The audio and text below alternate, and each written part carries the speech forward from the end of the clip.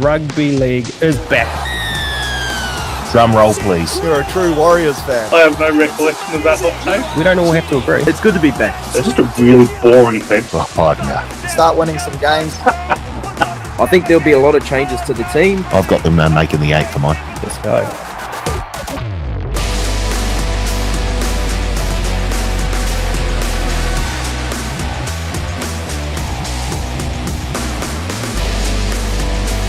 Hello, folks, and welcome back to the Advantage Line, TAB's Rugby League betting podcast. My name is Carl Tiley, joined in studio by Paul Mawate. Paul, how was the week on the punt?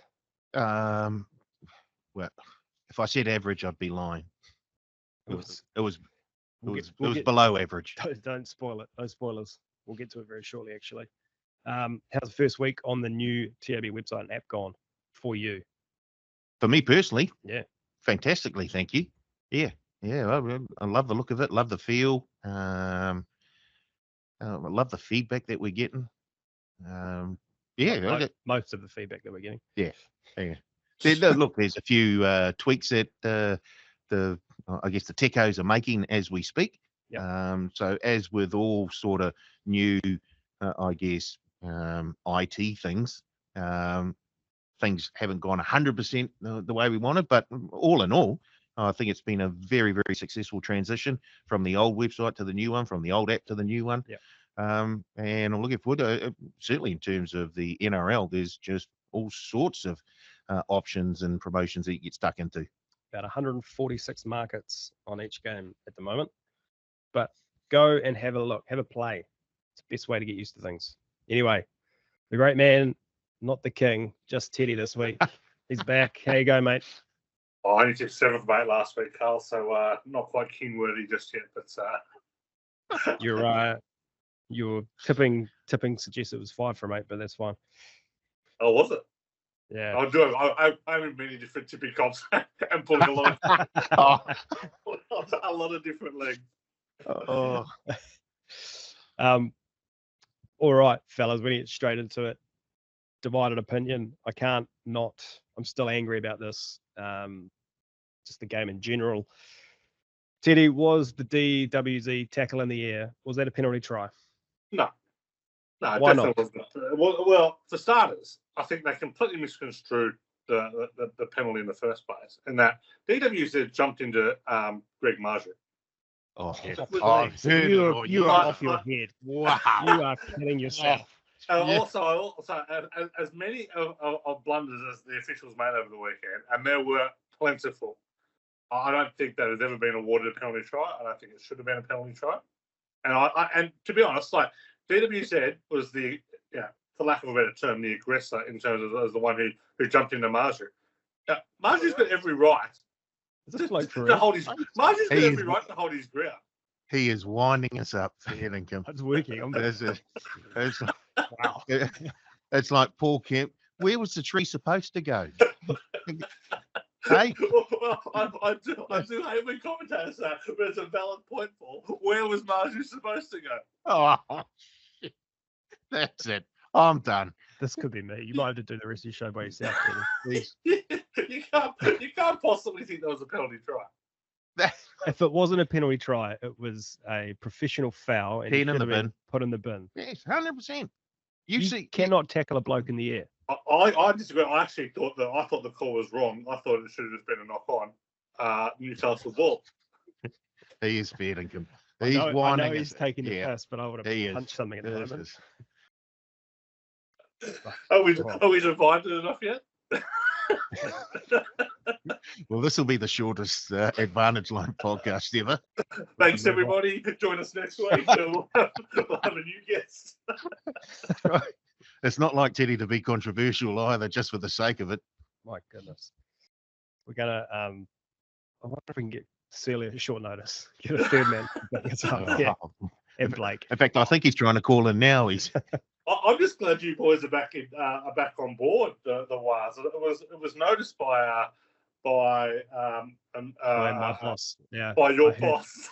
I heard that. I was going to say a colleague, but we'll add him your boss, and that the we us warriors are now the they them warriors. The pronouns have changed, guys. It was pointed out and I'm on notice. So we are sticking strong. Oh, that's good to hear. That's good to hear. Yeah. Look, I get pronouns mixed up all the time, so just stay with me. All right, we're moving on. I wasn't really sure where to crowbar this next piece in, so I'm going to do it here. But I had a thought the other day, fellas. If we were living in a sort of parallel universe, what the table would look like if all the teams so far this season who have lost by less than 6 points had turned that around and won. So I've gone back and had a look and done some math. Look at my workings there, Paul. That's for you, Ted. Oh, that is Can we get a graphic on this? Surely you've had a graphic made up for this one, Carl.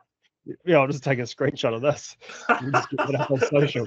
I don't know if you're it's an Always Sunny in Philadelphia fan. Shout out to our previous host, Alice Coogan Reeves. But there's an episode where Charlie goes crazy and puts up a lot of pieces of string and bits of paper.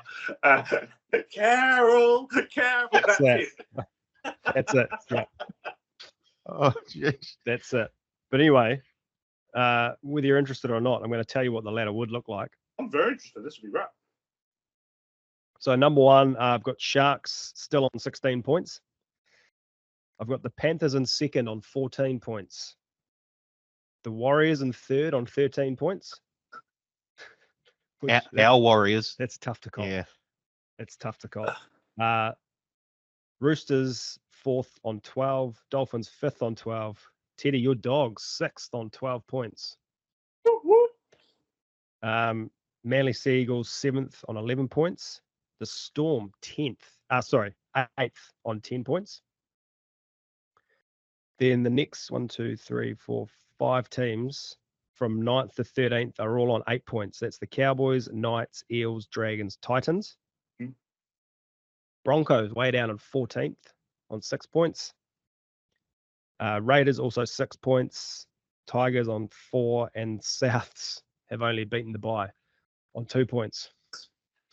That's fascinating. I'll tell you why it's fascinating. So in my pre-season analysis of teams, one of the metrics I use to kind of tell whether a team will go up or down, kind of trying to find their true win number, is how they performed in close games. Because like I say, like a bounce of the ball, a referee's decision, anything can change those one-score games. And you always assume some kind of regression to the mean. That can happen within season as well. But it certainly happens from season to season. You very rarely see a team go 7-1 in close games and then do it again the following season. Often it will kind of regress back, at least over a 2 or 3 year period. So that does bode well for the Warriors, kind of one turning around. Like, I think anyone who's watched speaking of your Warriors to start with, anyone who's watched them this year knows they're better than where their other position is. And that says it. And I think the other team that's most interesting out of that one, or probably two, but one that kind of I certainly knew was coming was the Melbourne Storm. They have won a lot of close games, and they've built a reputation as probably the biggest defiers of that kind of regression over the years in terms of, they've been known to be able to win those close games. And there is something to be said for a team's ability to be able to do that. But that combined with the injury to Ryan Papenhuyzen, which I'm sure we'll get to later, I think both pretty poorly to them. And Broncos, where they are, such Adam Reynolds, is that going to, are they going to regress back to the mean kind of soon as well? Yeah, it's you touch on the wires there, like looking at the actual ladder, they are 14th. All of the teams around them, the points differential is floating anywhere between minus 90 and they're the only ones with a positive. Yeah. They're at plus 11. So while we'll get to last week's game and how bad that was shortly, but they're really eating into that South slogging, aren't they? Week after week, just slowly chipping away at that plus 30. Yeah, they are. And I thought that the other day too, that, while we gave it to Souths, that was where sort of all the buzz and excitement, I guess, came from all the, rugby league commentators around the game and sort of 20-minute stints at the start of each game. And it's, last week was, I'm just going to get more angry again. Okay. Any thoughts on the? Sorry. I like this, Carl. Fired up this for you. I've got him off the bed early, and he just has not recovered. Got a little niggly headache as well. Like it's just not good. Can this table flip?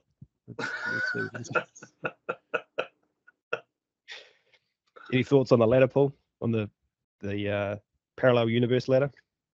I actually like your ladder a lot better than the official ladder. It's actually very close, I reckon, to my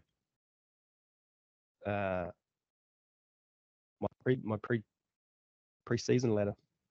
I read an article by the Rugby League eye test on the weekend, and it was around our Warriors, and it was a very, very overcompensating, boys. Overcompensating. Dial it back. It was very, very good, and it just sort of went over. If you are a WA supporter, don't give up hope yet, because they're actually getting to some very, very good field position most of the time. It's just that they're probably being just a wee bit too predictable on attack, and it showed the areas where they do attack, and no surprises, they favour the right-hand side of the field when they're inside the 20 and up the middle. So if opposing teams load up in the middle and on the right, which they are. Exactly, yep. Then they sort of shut them down. So obviously Webby's going to have to come up with a couple of new options in terms of when they are down there and how they actually use the ball on attack. So it's not all doom and gloom.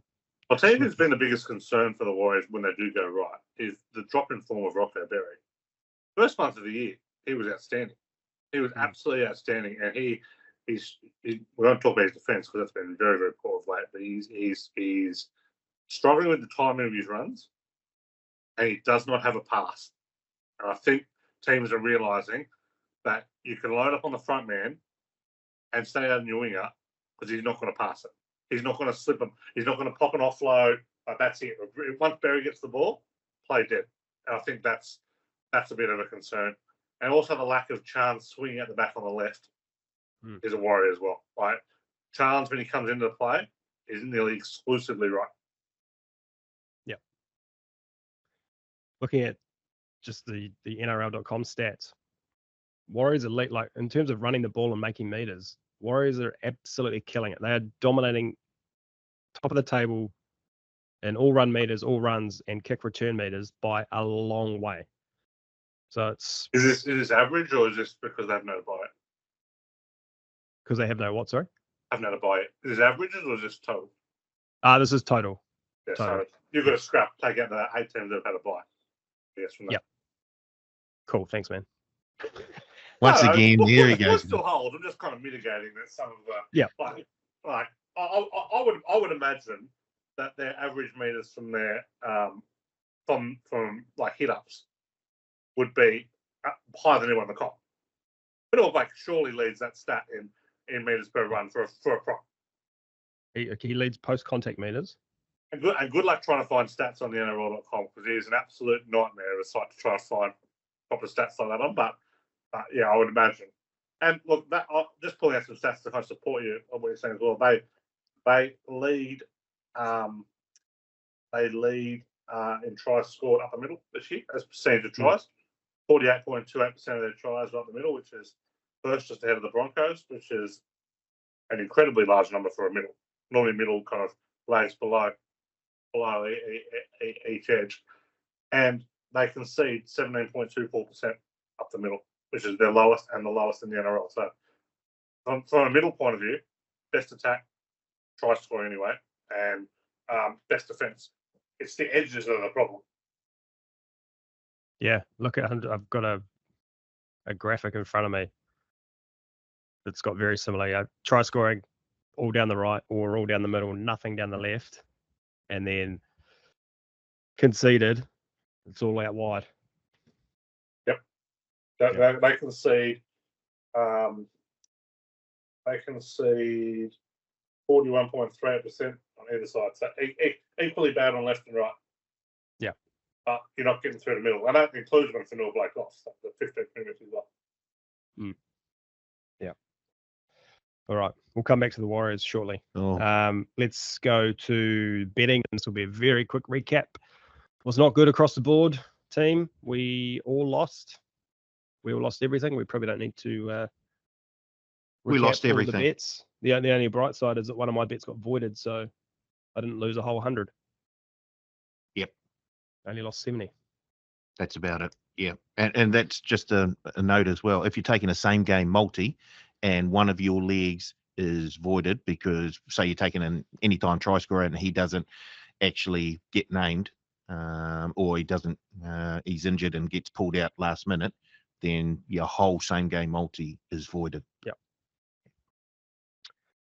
Tipping comp. Teddy and I went 5 from 8.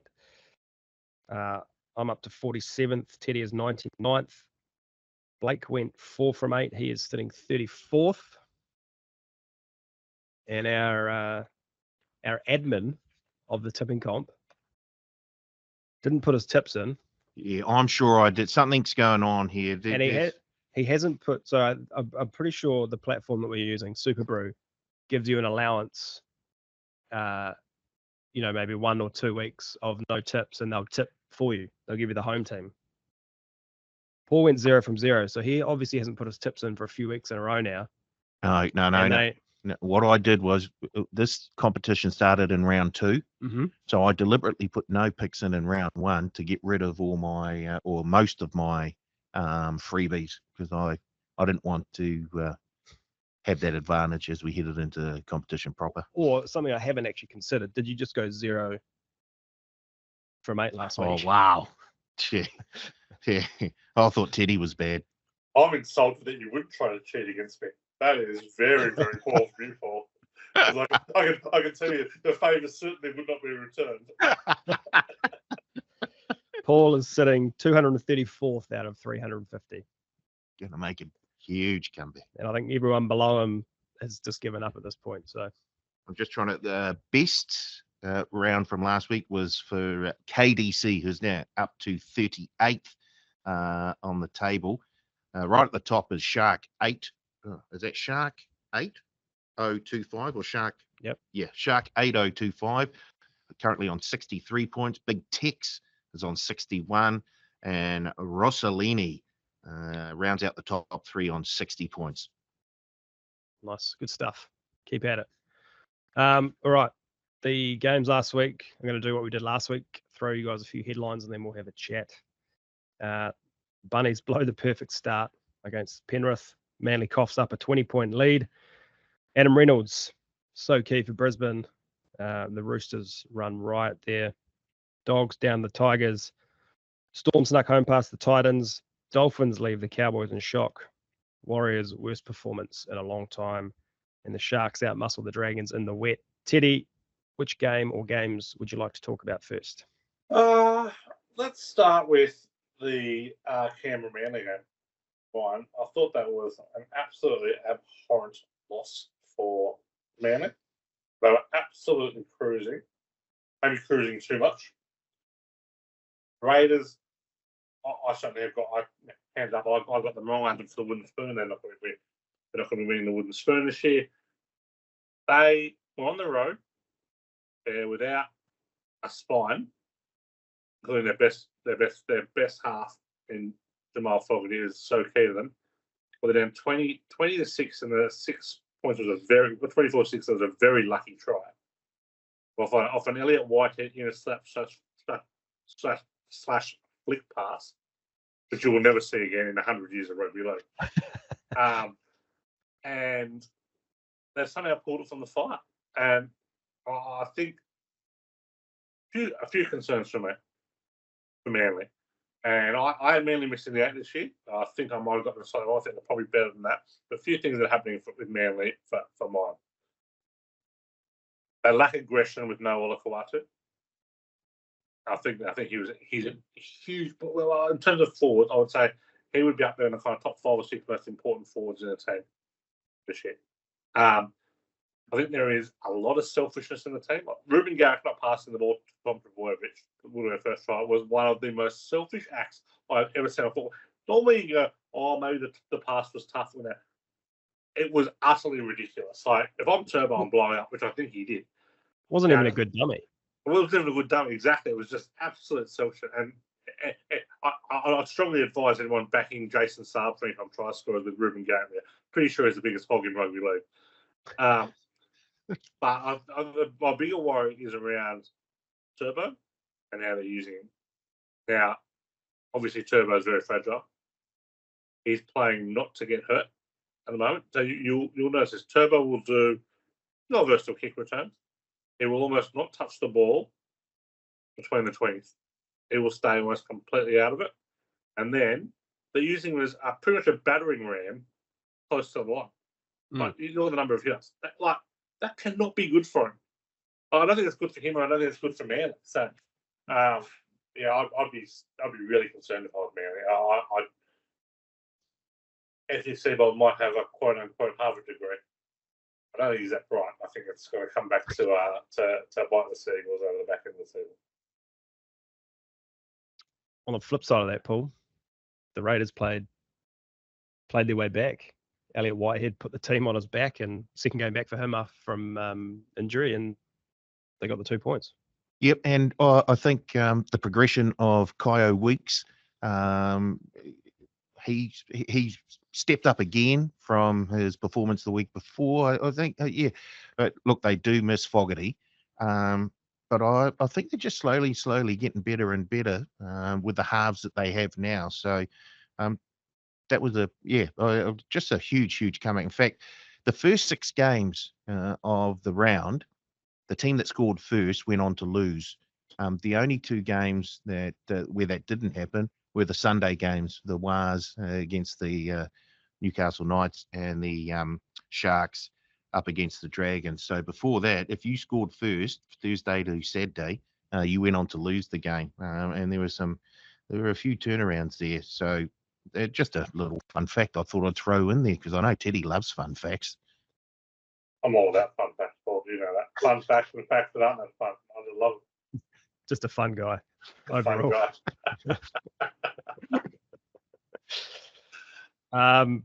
Game I want to talk about the Roosters taking down the Broncos at Suncorp. We talked about it last week, saying that Anzac Day game against the Dragons could be the sort of starting point for the Roosters. They start putting things together. We talked last week, Teddy, about the Broncos pack not being able to be rolled over like the Dragons were, but the Roosters are here. 100 points in 2 weeks. They are all of a sudden looking very scary. Yep. With the ball in hand, they are playing phenomenal football. I absolutely love how Sam Walker plays. I've talked about him before. Growing into his body now, and he's always been a tough halfback, but he's just getting an early ball to the back line. But one person I want to call out, Angus Crichton. Now, for a bloke who grew up playing Union, he's got a bit of toughness about him, so that's good to see. And he's doing all he can not to go back to play Union by earning himself a new contract. But he has come along from the Anas Horrivalis of 2023, when after that trip to the UK, where he had to go to rehab and all things kind of went horribly awry. He is playing like the Angus Crichton of old, that won in numerous Australian caps, Origin stuff. He's got to be in the mix for Origin. He not actually be in the mix. He should be one of the first players selected for mine. Angus Crichton. He's playing fantastic rugby league, and the way they're using him is great. I just love the way that the Roosters are using the ball. Like they are playing genuine football, and we've seen a bit more of that this year. Teams moving away from a bit of the robotic block plays, athletes doing stuff. Real football, I think the Roosters are really leading the way. 100 points in 2 weeks, been great to watch. We go from a centre who can't pass the ball to his centre who can pass the ball in any type of situation in Joey Manu. It's just we've gone from one extreme to the other. But yes, the Roosters are getting very, very dangerous very, very quickly. And we know who they're playing this week. And boy, oh boy, it's going to be a tough one. They were super there. I know, obviously, the injury to Adam Reynolds just messed things up for the Broncos. But even with him on the field, I don't see the Roosters losing that game. They I were don't just think it would have stopped. I don't think it would have stopped the Roosters scoring 40. The Broncos might have scored 36 with Reynolds on the field to make it close. It might have been a real track meet there. But them scoring 40 had nothing to do with Reynolds. Come on. A great football. Like they're just scoring points at will. We haven't talked about it yet. But what about the buy of Dominic Young? Like he is like I know he had that shocker against the Bulldogs where he lost his mind. That pass for Joey Manu when he's being flung into touch. Something special. Like for a player of his ability to then go and join a genuine contender, like it's great to see. Like, it really is. You see some good football. And if maybe we should do this next week or in the next few weeks, Carl, or ranking the teams from most watchable to least watchable in terms of how you enjoy them. But for mine, the Roosters are so far ahead of number one, but it's not even close. I can tell you we've been happy after the Storm. They've gone a 4 from 2 to a long way back. Can tell you who was least watchable last week. The referees? No, we were least watchable last week. what's that? What we're around 30 minutes in, and it's the first mention of referees by Teddy Tedeschi. I've got it all out of my system this week. I've managed to get Chris Butler fired from both the bunker and on-field duties, so 1 out of 2 ain't bad. See, I think with the Roosters, one of the players that is kind of, I don't know, not underrated, but he's kind of not in the headlines each week. But Connor Watson, he is playing incredible at the moment. Goes back to the bench this week with Victor Radley coming back in. But it just goes to show the depth of that team that they've got. The Roosters, Spencer Leniu's back this week. Yeah, just gets scarier for the rest of the competition. It's insane. Their depth is insane. Like they're not playing players like Sandon Smith, Egan Butcher, but some of these guys aren't getting runs. Like it's incredible the depth. So I can't like we you'll have the odds in front of you, I'm sure, but they're not even in the top 3 in betting. The Roosters for the premiership. They're great though. Yeah. Someone like Satili Tupanua, who's had his last couple of years, he's been probably one of the better attacking back rows going around. Yeah. Can't get a start. It's wild. He's their reserves this week. The players who weren't named in their best 17. Sandon Smith, very good young half, will be used as Luke Keary replacement. Egan Butcher, Satili Tupanua, Sia Wong, and Junior Ponga.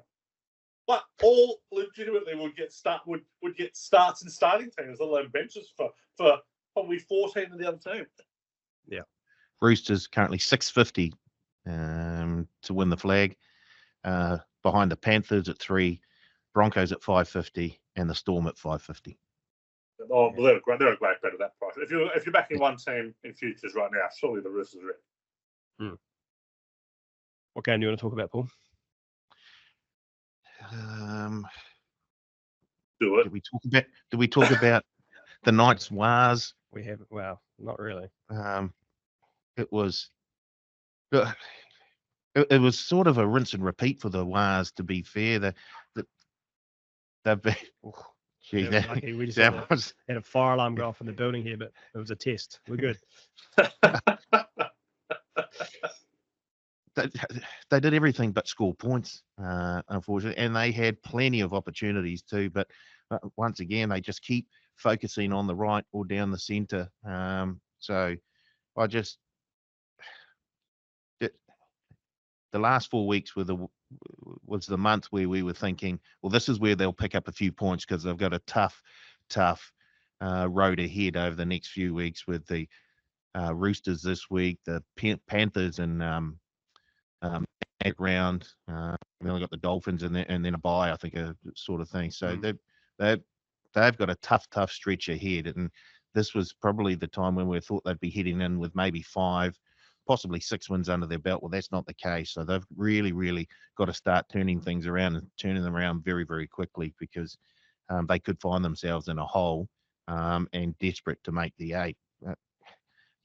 Once again, it's like Adam Fanua-Blake and Mitch Barnett, they keep getting us those go forward meters. We get ourselves into positions.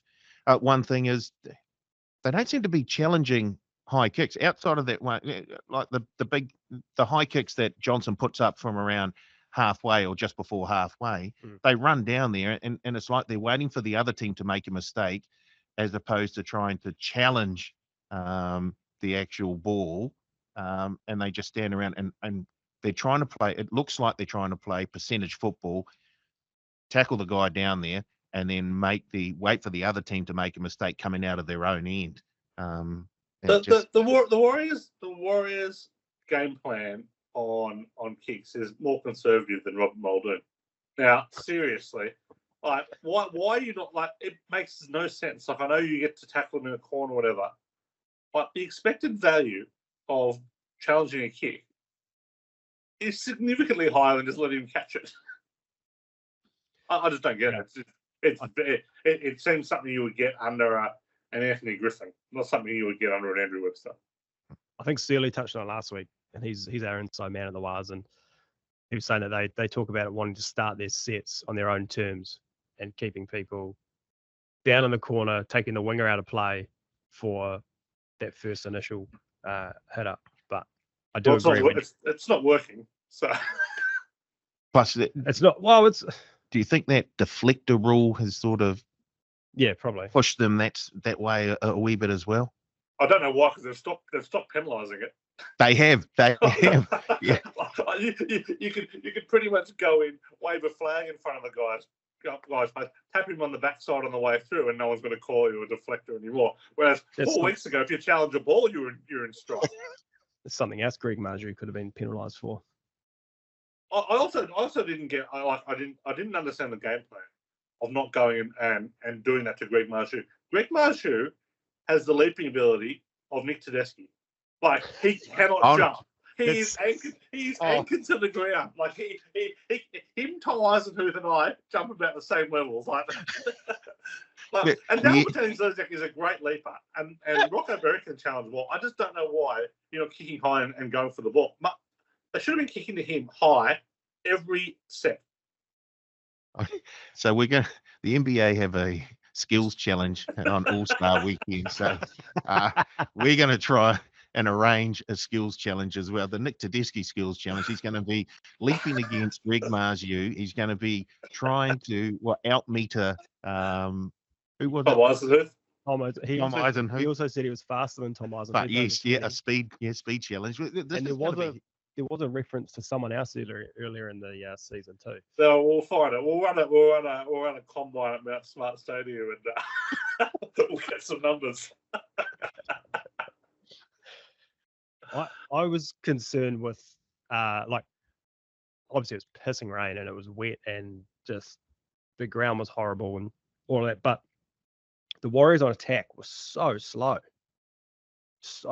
getting up and going. Like, I don't know if the Dragons did it well a couple of weeks ago, where they got up in our face and shut us down, and that kind of just completely rocked the Wires. And the Knights kind of did the same. And it's, I don't know. You got to start. You can't really throw the ball around in those conditions, but you got to start throwing it around a little bit and doing something unexpected. Well, I think that was the difference. It wasn't that you're 100% right. The New South Wales Cup game before was 12-7, so there just weren't points in the ground. Like, absolutely. Like, I think every try was scored in the middle. The 3 tries got in the middle, but I didn't see any short little kind of reverse kicks inside, like the one that led to the gamble try. There was just by having to play a more ball control game doesn't mean you can't be creative. And it just wasn't there. I've been surprised at how conservative they've been with the ball and predictable, but they weren't last year. Yeah, I did one highlight I did really enjoy was SJ hitting those floaters into the wind. That was leaving me out of trying to catch that. Was that a Carl Tiley 8-iron into a green there, just trying to sit up and just leave it on there? Straight up into the wind and let it come back at you. Yeah. Special mention to the Dolphins. I thought travelling up to Townsville to take on the Cowboys, that's a huge win for them, especially with the amount of injuries they've had as well. That's a massive effort by those boys. And you can understand why Bennett is in hot demand. Yeah, the halfback Katoa, he's getting better with every game. He's starting to look very good. We'll get to more on the Dolphins shortly. I like the Dolphins this week. Before we move on, any other games or any other things you boys want to call out? Yeah, a couple of things around the Storm. I just want to note there. Obviously, heart goes out to Ryan Pappenhausen. He's the most enjoyable player in the comp to watch. Boy, that man can't take a trick. Like, what a stiff way to hurt himself as well. Hopefully, he'll be out for 4 to 6 weeks, so we'll see him soon. But keep an eye out for this Suafea Longo. Holy moly, that was one hell of a try he scored on the way. You're going to struggle, like, obviously, speed to burn, but the way he moved him inside out, like, that was remarkable stuff. So he made Philip Sammy look like the Kiwi too. He just absolutely just bamboozled him. Icing on the top that he's laughing as he's diving at the line. Like he knows he's made him look like the Kiwi too. If we're talking about laughing, the Philip Sammy try, you know that the decision is incorrect when the player who supposedly scored the try is laughing after it's given. It drives me nuts. It drives me absolutely bonkers on a Monday when Graham Anderson comes out and holds these bloody annoying press conferences and starts going out and respect the referees and 50-50 decisions. No one is arguing 50-50 decisions. But there are plenty of 50-50 calls that go in a game each way. People have the absolute shits about the 99-1 decisions. Like when the player's laughing knowing he bounced the ball. Like here's a tip. The guy's wrong, so call it out for him being wrong. Like, it's absolutely ridiculous. Like, when a guy gets 4-week suspension, he wasn't put in the sin bin for something that everyone this year has been put in the sin bin for, and a much lower level has been put in the sin bin for, because he went and apologised to the other team. That is laughable. Like, that is indefensible. And that, to me, is just like, that's the stuff that drives me absolutely nuts. But that Philip Sammy one, like, honestly, you are off your head if you're awarding that try. Like, and to do it the week after Appy Coruscant's try wasn't awarded. Like right or wrong. To me, the Appy Coruscant one was much more 50-50. Yes. I thought he'd done enough to rig it, but I can understand why that wasn't given a try. There is no defence whatsoever of that. And if this was one mistake from a video referee that does a good job, fine. Chris Butler makes these mistakes week after week after week. He has no right to running a sideline for reserve grade in Group 10 Orange Sims v Mudgee Dragons. Sorry, you're no good. You're no good. Out. While you're heated, just love to get your opinion on the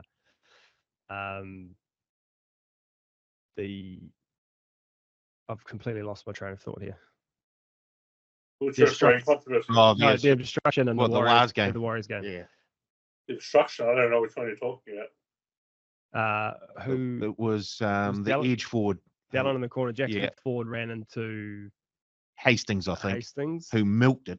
Barely touched him. They milked it. To me, that's a pretty obvious one. I can understand. I don't like that the game has gone that way, but because there's no way Jackson has to do it. But they've made it black and white. To the point where, I think they're just going to call it every time now until they redo the rule. So I kind of support the decision with the way they do it, but I would much prefer a bit of common sense be used and go, he was that far away from the play. But when you're a line runner like Jackson Ford was there, you've just got to be better at getting either through the line, stopping free line.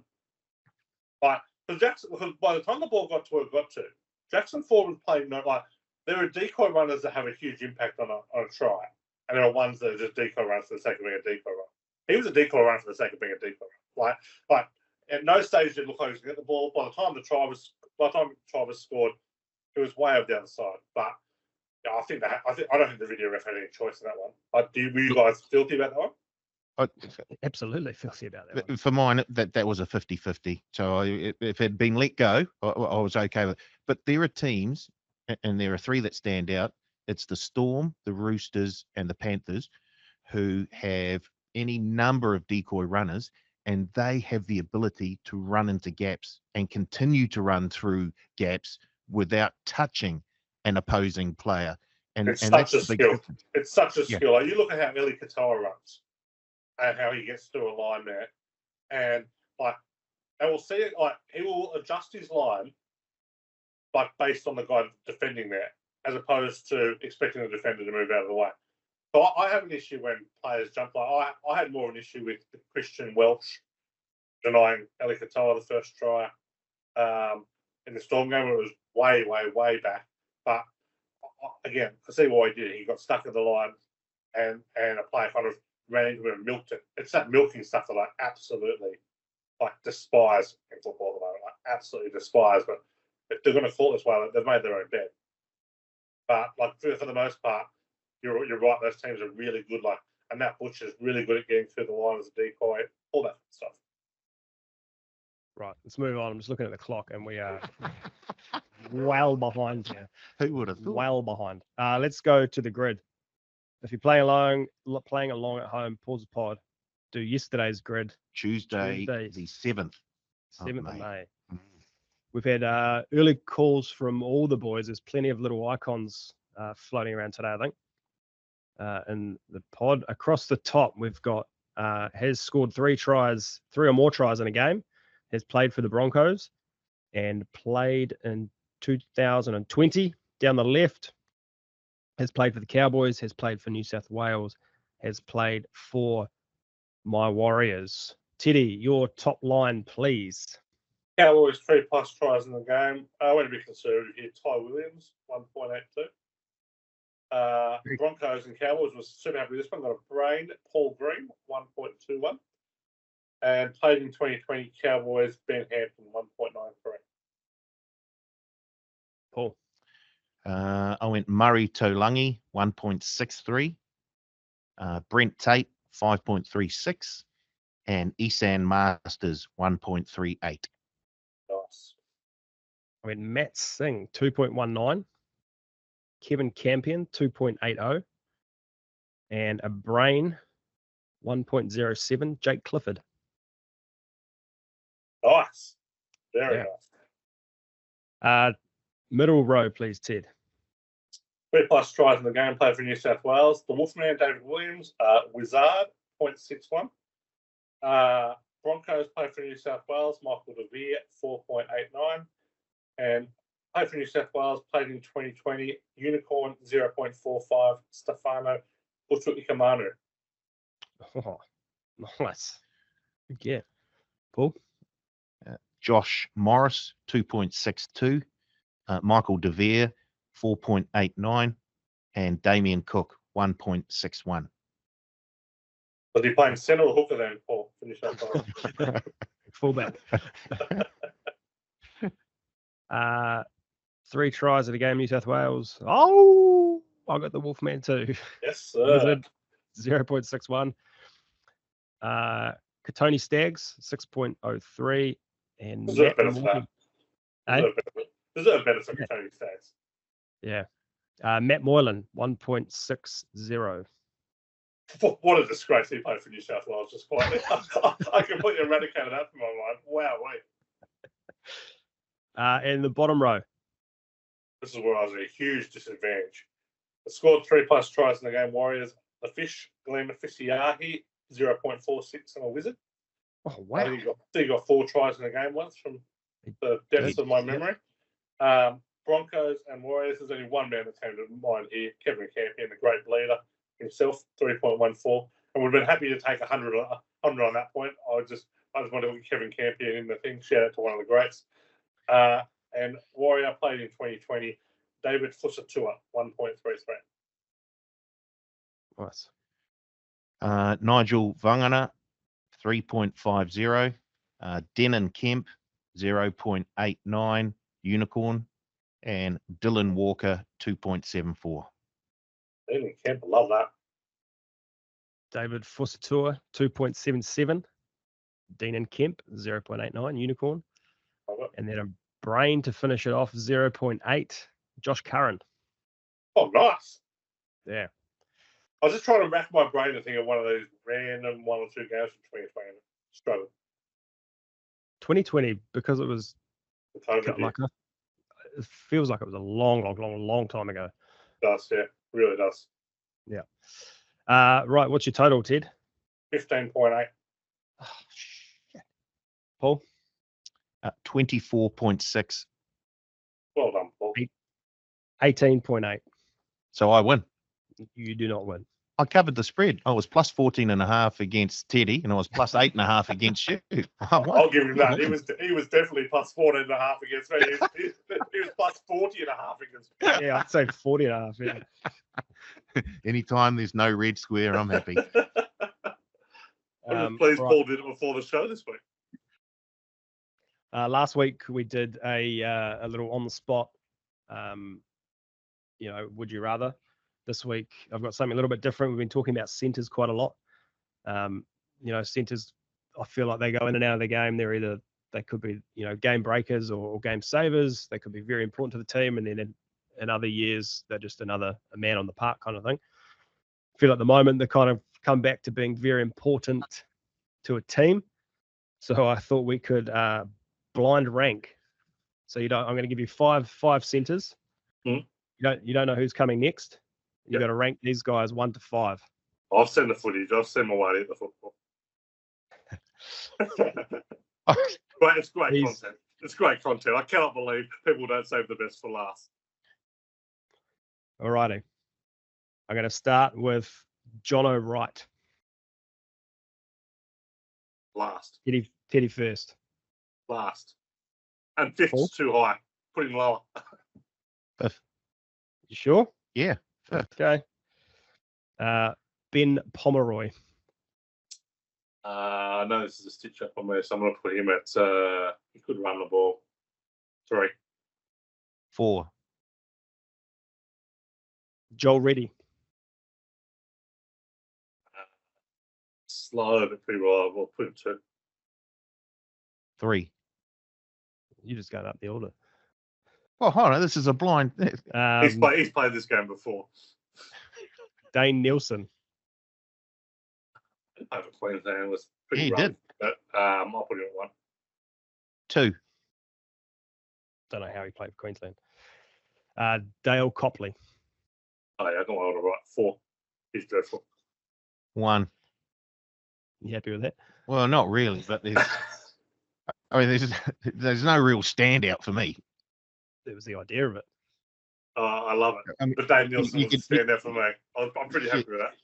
You could I juggle them might around. swap Pomeroy and Reddy around. And that Pomeroy could not catch. Had hands like flippers, but Reddy had a good stint there for a few years. yeah. He was all right. My memory of Joel Reddy is he said to play for about 100 different clubs. And he's dead set Nathan Highmarsh lookalike. Yeah. Did he play for you guys? He did not. But He only played for 3 clubs. Joel Reddy. I thought he played for you guys. I thought he played for St George Illawarra. Strike. 3 clubs: Eels, Tigers. South. I have no South. recollection of South. I have no recollection. No. You know the South in their premiership year. Wow, got a ring. Yeah, man. Incredible. Wild.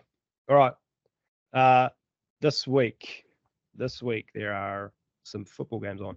Dolphins play the Seagulls, Panthers, Dogs, Eels, Broncos, Tigers, Knights, Dragons, Rabbitohs, Storm, Sharks, Roosters, Wars, Titans, Cowboys. Teddy, which game would you like to start with? Well, I'm going to start with where the game my best bet's going to come from. Dragons South. Old rivalry. Goes back away. South are in a foreign position right now. I'll give you a stat that was got a, well, I don't know if I'll blow your mind. I probably alluded to or mentioned it last few weeks, but in their last 15 games, South have covered exactly 0 of those. Yeah. I've never seen a team go 0-15 against the spread, ever. But in what should be a 50-50 proposition, everyone has got South very, very wrong. They've now lost Isaiah Tass. They've lost Cameron Murray. They've lost Jai Gray. And they've lost Dean Hawkins. Now, they're playing a bloke at halfback who I hadn't heard of. It took Fisky last night to remind me he played for Tonga at the World Cup last year. Dion Tielku. I hope I pronounced it right. They've had to pull Guillermo Shibasaki out of Queensland Cup to fill a team. How Isaac Thompson, even in the current state, is still playing first grade is beyond me. After his efforts last week, so that was seriously. We were reaching carriage levels last week. They're in all sorts of souths. I think the Dragons, who can mix form a bit, but I thought tried pretty hard against the Sharks. They get Moses Sully back this week, which pushes Lomax back to a wing. I think this is an absolute one-goer here for mine. Souths are 2.5. Georgia 2.5 point favourites at the 5.5 point favourite.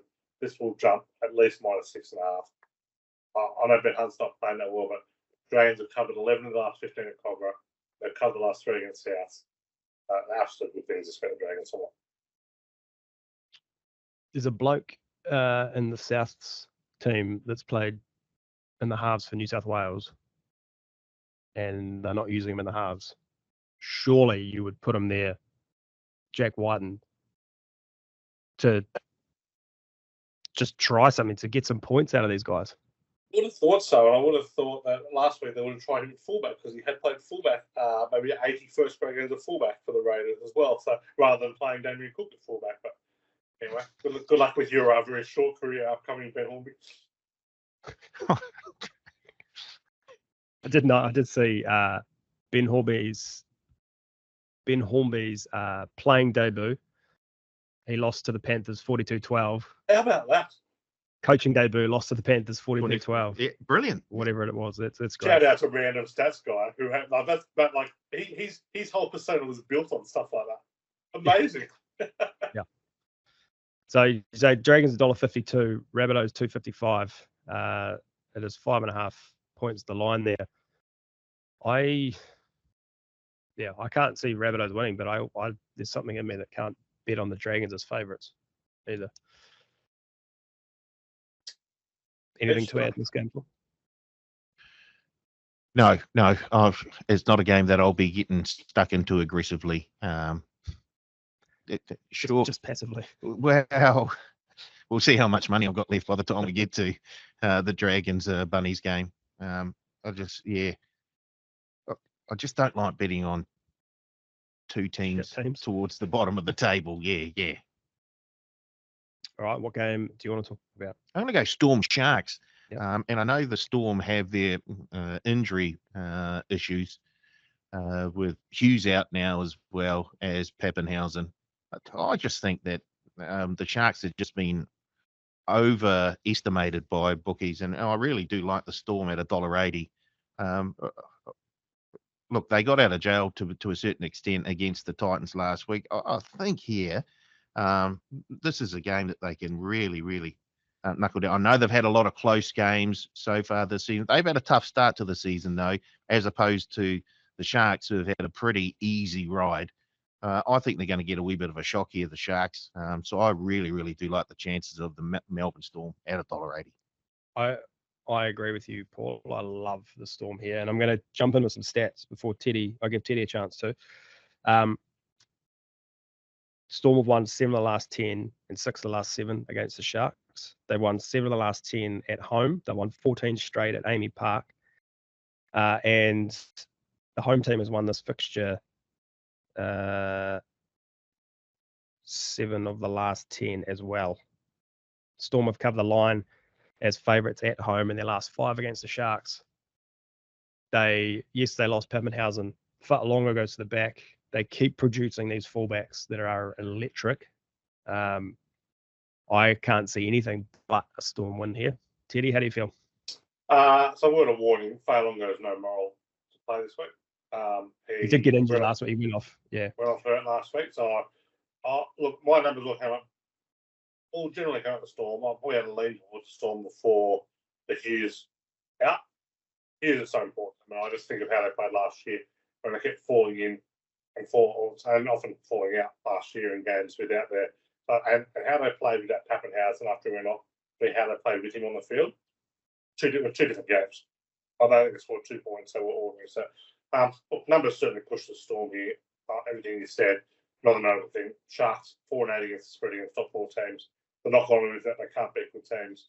As we mentioned in the pre-season podcast, I was very keen on the Sharks this year, based purely on the ease of their draw. So I've actually got no idea where the Sharks are actually at as a team.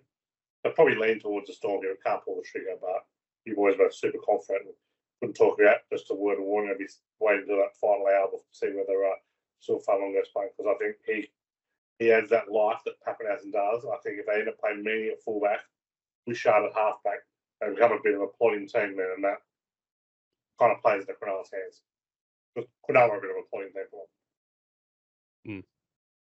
I don't know. There's something about the Storm. We always talk about, we have been talking about late, this season. They just get out of trouble. They keep doing it, but they keep doing it year in, year out. Yeah. I will go to.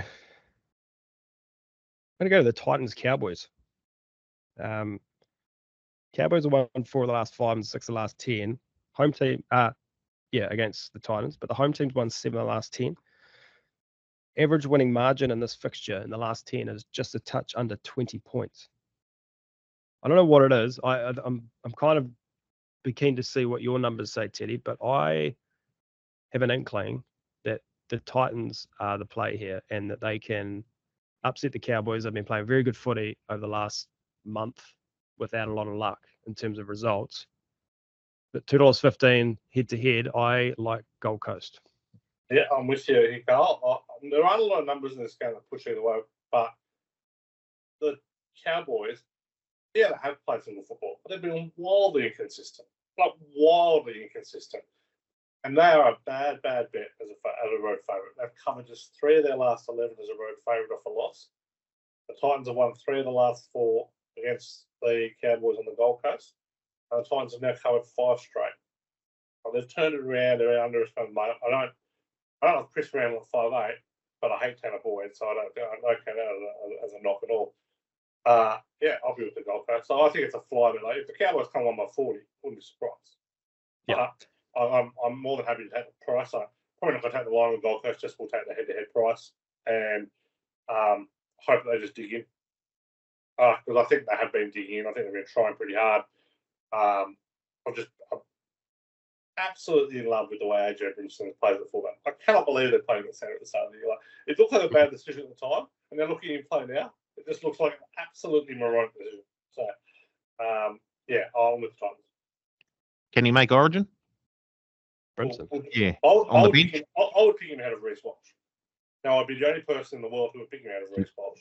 Yes. But and I'm not knocking Reece Walsh either. Reece Walsh has been playing fantastically. But I love what Brimson does. And I think Brimson doesn't get carried away like Walsh does. We saw Walsh have a shocker against the Chooks. They have a shocker against the Chooks, where he just tries too much and kind of gets a bit carried away. Well, you just don't see it in the major. But Walsh is going to pick. So, do you pick AJ on the bench? Well, I'd pick him ahead of Ben Hunt because Ben Hunt's going like an absolute bust at the moment. So, I would, but we're not going to. Queensland don't do that, and that's why Queensland keep winning. So, I've got a New South Wales mentality. Ben Hunt's going bad maybe until this week. If you say what's going to happen there, it could be a good little pump up game for Ben. That's completely into form. Tom Weisenhuth might score a runaway try. It's a 51-meter try. Before we move on to some betting, we most definitely need to touch on the Roosters versus Warriors. Roosters $1.24, Warriors $4.10 head-to-head. Paul, I know, having been in this building for a few years, that if the Warriors win this, we are going to get absolutely smashed at that price, $4.10. And they've drifted from that opening quote. I think they're around 370 when the bookies initially opened that market. Now out north of $4. So after team namings. Yeah. Wow. Warriors get a couple of troops back this week. Jazz Tavanga is named on the bench. Yep. What else have we got? Bunty Afoa starts. Bunty Afoa starts, and Freddie Lussig's travelled as well. Adam Pompey named on the bench again.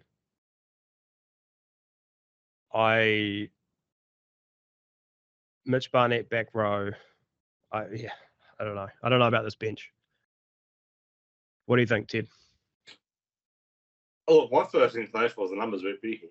I'd probably rather be with the Warriors than the Roosters. In particular, my big angle on this game is I'll be loading up on the under. These guys play low-scoring games. 8 of the last 10 have not got past 36.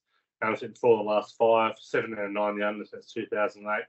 The under 11 and 4 the Roosters at Allianz, 12 and 2 when they're off a win, 14 and 9 when they're a double-digit favourite. Under 28-15 Warriors Day, 29-20 when they're off a loss. So very much leaning the under here, which kind of pushes me into the plus. Kind of feel we're in a bit of a spot where it's getting to do or die for the Warriors. And you've got to think, when the Warriors have been beaten this year, they've very, very rarely been blown out. Like, they have not been a team that has given up the ghost. They're a team that just can't score points. Now, the Roosters are coming off 60-40, so there is a big concern that the Roosters could run away with it again. But I kind of feel they're playing a better defensive team this week. I also don't know that this is a game that the Roosters will necessarily be up for, having been up for Anzac Day, all up a key game against the Broncos, which is kind of a battle for the top contender, number one contender spot for Penrith. So I'll be loading up on the under, and I'll be able to have a smaller plus on it. Hate to be with it, but this week, our Wars might be the way to bet. Yeah, you're the total in the last 10, the average is 31.9. Total this week's 43.5. Nuts. Yeah, they're expecting the Roosters to score all those. Score a lot. Yeah. I'm really hoping that, I think you said it a couple of weeks ago, Ted, that the Warriors have that tendency to play up and play down to their opponents. Yep. And I really hope they've played down the last month and big bounce back and play up this week. They're going to need it. Look, it's a matter of faith. We stick with them. On paper, there's not that much. No. There's not that much difference. And you know what? Like, the Roosters have two Union players against the one from the Warriors, so you've got to think that's an advantage for the Warriors. The big like 1 to 13, like you say, it stacks up pretty well. The bench, obviously, you'd give to the Roosters. The halves, I think, Tomato Martin, you wouldn't have even known he was on the field last week. Is Chanel dead? Like, get him in the side. Still injured. Oh, so they've got to find some other answer. And you cannot play Dylan Walker out and Pompey on the bench. I know you want to have cover for the backs. I know Dylan Walker's a forward these days.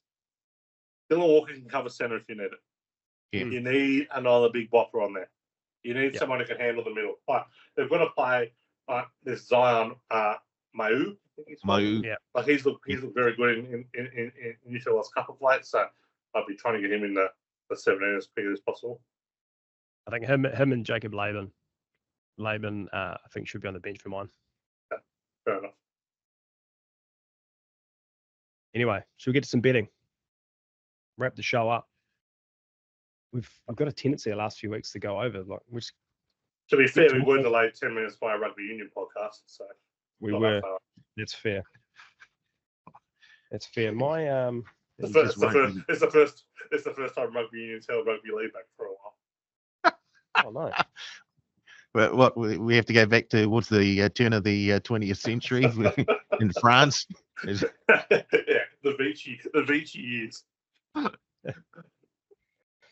All right, where's my phone? I've got some bets from other people. Some bets from our mates Blake and Spurley.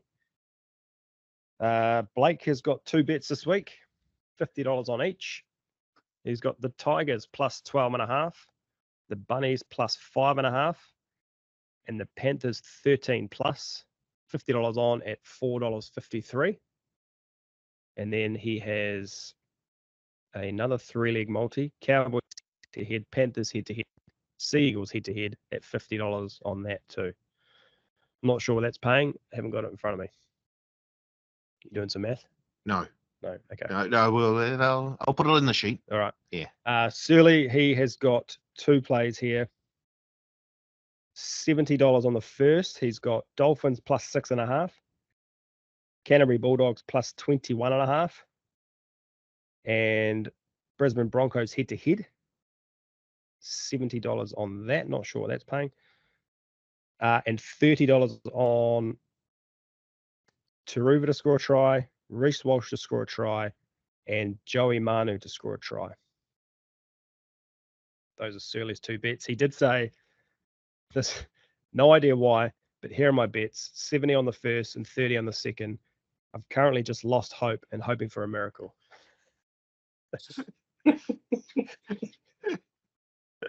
Man is this makes me very, very, very sad for poor Sterling. Teddy, you want to go with where's your $100 going this week? All right, we are going to go with. All right, let's start with a $40 double Broncos into Knights at I think $2.29. I'm going off the Ladbrokes Australia odds, which I assume will be about the same. I'm going to have 40 on Dragons minus 5.5 at $1.90 odd. And I'm just going to figure this last one out for you. It is an anytime try scorer double. Tom Trbojevic, $1.92. That's just free money. Into Ezra Mam in the Broncos, $4.42. Above the last 20 on that. Last 20, yeah, last 20. With the 40 on each and 20 on that. 40, 20. Nice. I'll go, Paul. I'll let you bring us home today. I've got 2 bets. 25 on a double Dolphins head-to-head into Titans head-to-head, $4.51. Love the Dolphins this week, Carl. Nice bet. Yep. Can't believe they're outsiders. No, I jumped on that. And then 75 on Melbourne minus 3.5 at $2.05. Leary. Well, they were $1.80 taking the extended line. Yeah, I just like that. I like the 2. Let's see what happens when they win by 2 like last week. Oh, it'd be sick. They'll win by 3. Paul, yours, please. I've got 2 multis. The first one, an anytime try scorer multi, just 2 players. And there are a couple of players that Teddy may have mentioned this week or even last week. I think he said Jacob Carraz was going to score last week because of Alain Marlaw's defense. They couldn't get him the ball. They couldn't get wide enough. Just passing the ball. That was a tough watch. So I'm very keen to have. Noteworthy, the rugby union player got dropped this week, so that's the end of that one as well.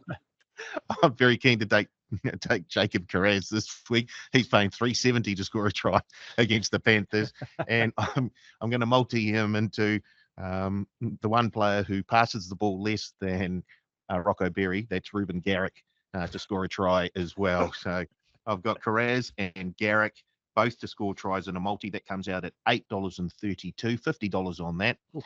And then I'm going to take 2 games. Head-to-head first, Storm head-to-head at $1.80 into the Dogs plus 15.5 against the Panthers, $50 on that. Nice. Big number, 15.5. They haven't been really blowing out this season. This Dogs team, that if there's one thing, they don't give up and they tackle. Yeah, and I'll keep doing that. They're going to struggle to score points this week, but if they can sneak 1 try, it might be enough to cover 15.5. Well, I don't think they're giving up 30. Yeah. Come on, Jacob Carraz. I was on. There was a power play that's on most matches. Any starting winger to score the first try of the match. And for the Tigers Dogs game, we got $2.75 for that.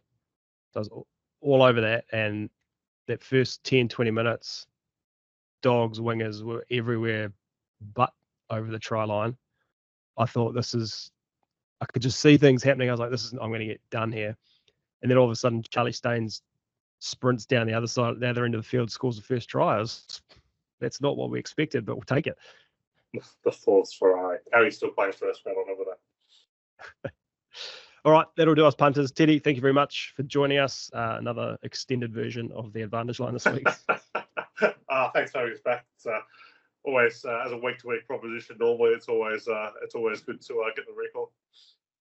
Especially after the first 10 minutes today. We'll see how we go next week. We could be having a judiciary hearing after this. Paul, thank you for your insight as always. Yep, don't forget the promos as well. Yes. There's some same game multis on offer on every game this round, I believe. Except the Manly game, I think. It's the Thursday night game. Yep. And called the Oval Ball Mega Multi. So if you love your multis, Get in and have a go, Get in. punters. Yeah. And to everyone listening, thank you very much. We'll be back next week to do it all again.